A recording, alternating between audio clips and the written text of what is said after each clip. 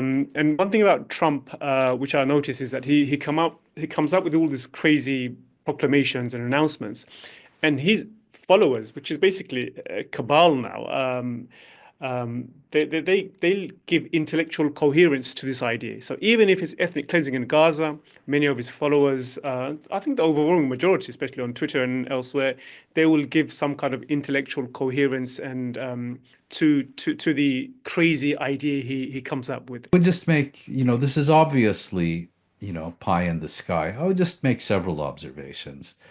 Um, you can't put just the ethnic cleansing of Palestinians on the policy agenda.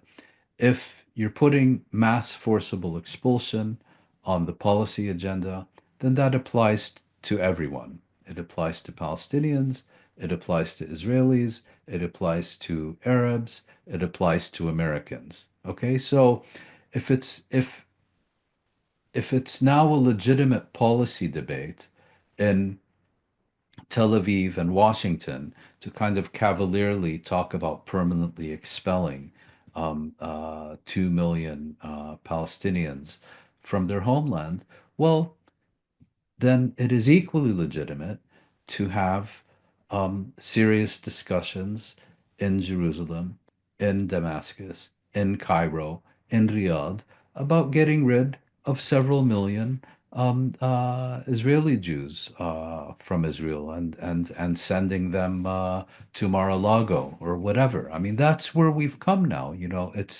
Um, uh, it is now open season on civilian populations.